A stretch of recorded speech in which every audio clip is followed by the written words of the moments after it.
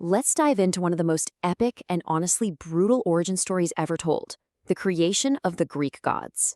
It's a foundational myth that's all about power, betrayal, and one seriously dysfunctional cosmic family. It's a huge question, right? Every culture has a story that tries to answer it. Where did all of this, and the gods who rule it, actually come from?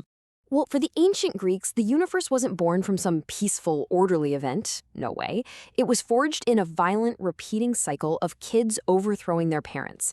This pattern would set the stage for, well, everything. So our story has to start at the very beginning. I mean, before the beginning. Before time, before light, before there was anything at all. Now, when we say chaos, don't think of a messy room. For the Greeks, this was a primordial void. Just a vast, gaping emptiness from which all of reality was about to spring. And out of this nothingness, boom, the first beings just emerge. You've got Gaia, the earth herself, the foundation for everything. Tartarus, the deep pit below. You get night and darkness, and this is really important, you get Eros, the force of attraction. Think of it as the cosmic engine that's gonna make everything happen. So, Gaia, all by herself, gives birth to Uranus, the starry sky, to basically be a perfect blanket for her. He was her son and also her partner. Yeah, it gets weird pretty fast in Greek myth. Together, Earth and Sky, Gaia and Uranus, start having kids, and they have, let's just say, two very different types. First, you get the 12 Titans. These are powerful, basically gods themselves. But then you get the monsters. You have the one-eyed Cyclopes, who are master craftsmen, and the Hecatoncheires, absolute nightmares with 100 hands each. And you can probably guess what happens next. It's these powerful, monstrous children that are going to spark the very first great conflict, a betrayal that sets a pretty violent tone for the rest of Greek mythology. Uranus takes one look at the sheer strength of the Cyclopes and the 100-handed, and he completely panics. So what does he do? In his fear, he shoves them right back where they came from, deep inside their mother Gaia. And you can imagine this causes her an unbelievable amount of pain. Gaia is just done. She is furious and she is in agony.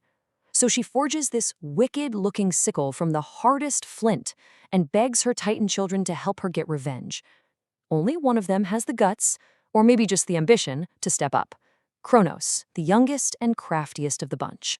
So Cronus ambushes his own father, castrates him, and seizes control of the entire cosmos. But this one brutal act has all these wild creative consequences. From the blood that spills on the earth, the vengeful furies and the powerful giants are born. And from the sea foam that churns, a totally new power emerges. Aphrodite, the goddess of love. Crazy, right? Out of incredible violence comes love. So, Cronus is now king. But if you think he's going to sit back and enjoy his new power, you are dead wrong. He's completely haunted by the echo of his own crime. He gets wind of a prophecy that says he is destined to be overthrown by his own kid, the exact same way he overthrew his father. The cycle he started is coming right back at him, and that fear turns him into just as much of a tyrant as Uranus ever was. So, to try and cheat fate, Kronos comes up with this absolutely horrific solution. Every single time his wife, the Titaness Rhea, gives birth, he snatches the baby god and just swallows it whole. One by one, he consumes Hestia, Demeter, Hera, Hades, and Poseidon. Gone. Rhea is obviously heartbroken, so she goes to her own mother, Gaia, for help. When her 6th child, Zeus, is born, they hide him away on the island of Crete. Then, Rhea wraps up a big stone in baby clothes and presents it to Kronos. And the paranoid king? He just swallows it right down, never even noticing the difference. So Zeus grows up in secret, getting stronger, biding his time. And when he's finally ready, he comes back to challenge his father, not just for himself, but for his brothers and sisters. The age of the Titans is about to come to a very violent end.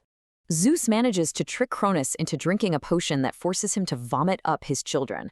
And out they come, fully grown and armed for revenge. Hestia, Demeter, Hera, Hades, and Poseidon, the first generation of Olympian gods, were finally free. But Zeus is smart. He knows the Titans are incredibly powerful, and he needs an advantage. So he goes down into the abyss, into Tartarus, and frees his long-lost uncles, the Cyclopes and the Hundred-Handed. And boy, does it pay off. The Cyclopes, grateful for their freedom, forge them the most powerful weapons in the universe: the Thunderbolt for Zeus, the Trident for Poseidon, and the Helm of Invisibility for Hades. What came next was a 10-year war that literally shook the cosmos to its core: the Titanomachy. The old gods fought from one mountain, the new gods from another. For years, it was a brutal stalemate, until, finally, the Hundred-Handeds joined the fight, burying the Titans under an endless storm of boulders. And just like that, the Olympians had won. With the Titans defeated and locked away deep in Tartarus, a whole new order was established. The reign of the Olympians was about to begin. The three victorious brothers decide to divide up the universe by drawing lots. Zeus, of course, gets the heavens and becomes the undisputed king of the gods. Poseidon gets the seas. And Hades? Well, Hades is given dominion over the underworld, the realm of the dead. And so, this new divine family takes their throne high up on Mount Olympus. This new pantheon, made up of Zeus's siblings and eventually his own kids, would now run the show, meddling in the affairs of both mortals and gods alike.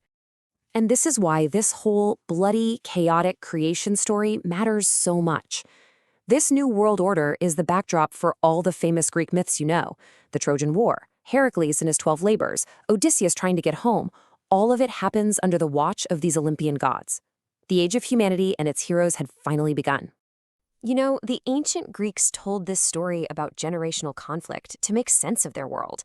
And it really makes you wonder, what are the foundational stories we're telling ourselves today? What tales of struggle and upheaval will future generations look back on as the myths that defined our time?